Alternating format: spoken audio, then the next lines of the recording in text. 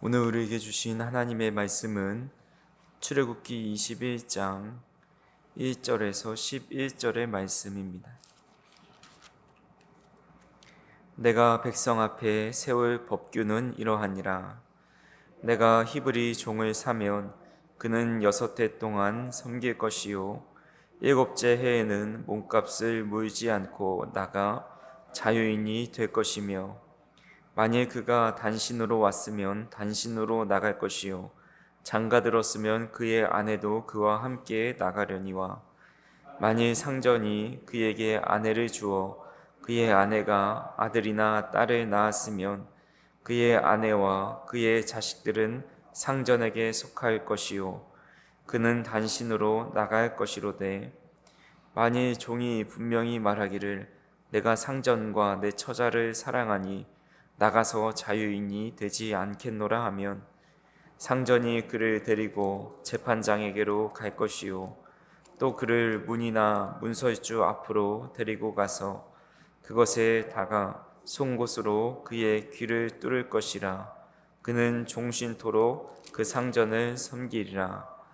사람이 자기의 딸을 여종으로 팔았으면 그는 남종같이 나오지 못할 것이며, 만일 상전이 그를 기뻐하지 아니하여 상관하지 아니하면 그를 속량하게 할 것이나, 상전이 그 여자를 속인 것이 되었으니 외국인에게는 팔지 못할 것이요, 만일 그를 자기 아들에게로 주기로 하였으면 그를 딸같이 대우할 것이요, 만일 상전이 다른 여자에게 장가들지라도 그 여자의 음식과 의복과 동침하는 것은 끊지 말 것이요, 그가 이 3가지를 시행하지 아니하면 여자는 속전을 내지 않고 거저 나가게 할 것이니라. 아멘. 우리가 읽은 오늘 말씀은 하나님의 법규에 대한 말씀입니다. 특별히 21장에서 23장은 십계명을 삶의 원리로 하여서 하나님의 백성이 구체적으로 살아내야 할 삶의 규정을 소개하고 있습니다. 오늘 본문 1절은 이것을 법규라고 말씀하고 있고, 24장 7절에서는 언약서라고도 소개를 합니다. 모세는 언약서를 백성에게 낭독하고 짐승의 피로 이것을 언약으로 체결합니다. 바로 직전에 하나님께서 십계명을 말씀하셨음에도 불구하고 이후 언약서와 또 법규를 통해서 따로 말씀하시는 이유가 무엇일까요? 아무리 십계명의 원리, 즉 하나님과 사랑을, 이웃을 사랑하라는 그 원리가 좋다 할지라도 그것이 구체적인 삶의 행동으로 드러나지 않으면 원래의 정신은 잊혀지기 쉽기 때문입니다. 그래서 이스라엘 백성은 십계명과 이 십계명의 정신을 그들의 삶에 어떻게 구체적으로 표현하고 살아갈지를 이 법규를 통해서, 또한 언약서를 통해서 알려주고 계시는 겁니다. 그래서 이 법규에서 가장 먼저 나오는 말씀이 바로 노예에 관한 말씀입니다. 가장 먼저 이것이 등장한다는 것은 그만큼 이것이 중요하다라는 것을 의미합니다. 하지만 고대 근동의 법전과 비교해 볼 때 이것은 상당히 파격적인 말씀이라고 할 수가 있습니다. 당시 대부분의 법전에서 노예에 관한 법은 가장 마지막 부분에 부록처럼 다루고 있습니다. 고대 근동의 대표적인 법전인 함무라비 법전만 하더라도 노예 규정을 제일 마지막 부분에 배치해 놓고 있습니다. 그렇다면 성경이 노예에 관한 규정을 언약서의 가장 앞부분에 배치하는 이유가 무엇일까요? 그것은 노예가 이스라엘의 정체성 형성에 매우 중요한 부분을 차지하고 있기 때문입니다. 이스라엘 백성들은 얼마 전까지만 해도 노예였습니다. 그리고 하나님께서는 이들의 과거의 노예였던 사실을 잊지 않고 살아가기를 원하셨습니다. 그래서 십계명의 말씀을 전하실 때에 이런 말씀을 하십니다. 20장 2절의 말씀을 보시면, 나는 너를 애굽 땅 종되었던 집에서 인도하여 낸 내 하나님 여호와니라 라고 말씀합니다. 이스라엘이 큰 은혜를 받은 종으로서 이 십계명의 말씀을 받고 나 같은 종을 살리신 하나님의 은혜에 감사하며 하나님의 말씀대로 잘 지키며 살아가라 라고 말씀하고 있는 겁니다. 그렇다면 어떻게 종이었다가 구원받은 백성으로서 종을 대할 때에 어떻게 대해야 하는지 구체적으로 2절에 이렇게 말씀하고 있습니다. 내가 히브리 종을 사면 그는 6해 동안 섬길 것이요 7째 해에는 몸값을 물지 않고 나가 자유인이 될 것이다 라고 말씀합니다. 같은 히브리 동족을 돈으로 샀습니다. 그래서 노예로 삼은 거죠. 아무리 많은 돈을 주었다 할지라도 그 종이 주인의 영원한 재산과 소유가 될 수 없었습니다. 종이 주인을 섬기는 연한은 6년으로 제한되어 있고 7년이 되면 주인이 치른 몸값을 내지 않고 그냥 나갈 수 있었습니다. 그래서 지금 있는 노예는 이런저런 어려운 형편으로서 노예가 되기는 했지만 결국 앞으로 자유인이 될 사람이었습니다. 자신과 동등한 신분이 될 형제라는 겁니다. 또한 신명기 15장에 보면 7년째 노예가 나갈 때 그냥 나가지 말고 후대하라고 말씀하고 있습니다. 소산 중에 후이 주어서 그가 나가서 새로운 삶을 살아갈 수 있는 그 기반을 잡도록 도와 주어야 한다라고 신명기에서는 좀 더 확장해서 말씀하고 있습니다. 일반적으로 노예를 부려먹고 효율적인 생산력을 가지고 사용하다가 실컷 쓰고 이제 병들면 버리는 것이 일반적인 관례였습니다. 이스라엘을 착취했던 애굽 제국이 그런 식으로 이스라엘 백성들을 노예로 삼았습니다. 하지만 하나님은 그런 제국의 방식을 따르지 말라라는 겁니다. 노예가 내가 부려먹고 착취하는 그런 사람이 아니라 언젠가 그도 너희들처럼 은혜를 받아 자유인이 되고 하나님의 백성으로 서기 때문에 그들을 잘 대해 주어라 말씀하고 있습니다. 하지만 그가 자유인으로 나갈 때 처음 종으로 올 때의 그 모습으로 그대로 나가야 하는 조건이 있습니다. 홀로 왔으면 홀로 나가고 아내와 함께 왔으면 아내와 함께 나갑니다. 근데 종으로 있을 때 주인이 다른 여종을 주어서 같이 가정을 꾸리고 자녀를 낳게 되면 홀로 나가지 말고 그들 다 두고 온 그대로 나가라고 말씀합니다. 아니면 자원하여서 사랑의 종이 되라 말씀합니다. 오늘 5절 말씀에 보시면 만일 종이 분명히 말하기를 내가 상전과 내 처자를 사랑하니 나가서 자유인이 되지 않겠노라 하면이라고 말씀합니다. 상전을 사랑한다는 것은 그만큼 그의 상전이 사랑과 덕으로 종을 대했음을 의미하는 겁니다. 게다가 사랑하는 처자식까지 있습니다. 그러면 자의로 사랑의 종이 되어서 그의 그 주인을 종신토록 섬길 수 있습니다. 그런 경우에 이제 그를 재판장 앞으로 데려가서 이제 귀를 뚫게 됩니다. 한편 여종에 대한 규례도 나오는데 7절에서 8절에 이렇게 말씀합니다. 사람이 자기의 딸을 여종으로 팔았으면 그는 남종같이 나오지 못할지며 만일 상전이 그를 기뻐하지 아니하여 상관하지 아니하면 그를 속량하게 할 것이나 상전이 그 여자를 속인 것이 되었으니 외국인에게는 팔지 못할 것이요 라고 말씀합니다. 부모에 의해서 여종으로 팔려가는 경우가 있습니다. 그렇게 될 경우에 이제 7년 후에 남종처럼 나오지 못합니다. 이것은 여성을 차별하는 것이 아니라 당시 관습으로 보았을 때 이 여성을 보호하기 위함입니다. 부모에 의해 팔려갔다는 것은 부모가 너무 빈곤한 상태, 차마 딸을 데리고 있을 수 없는 그런 상태였다는 겁니다. 그런 딸의 미래를 보장하기 위해서 부잣집에 파는 경우가 생깁니다. 이럴 때 사는 자와 파는 자는 결혼을 전제로 딸을 매매합니다. 이럴 때 주인이 직접 결혼하거나 아니면 자신의 아들에게 아내로 주기 위해서 데려갑니다.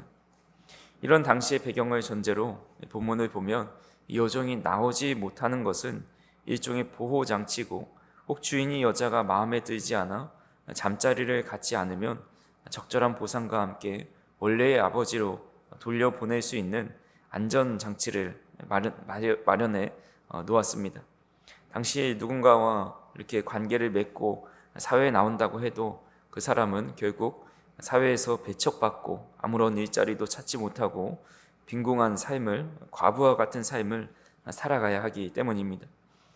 만약 여자가 이 종을 자기 아들에게 주었다고 한다면 그를 딸같이 대우하라고 말씀합니다.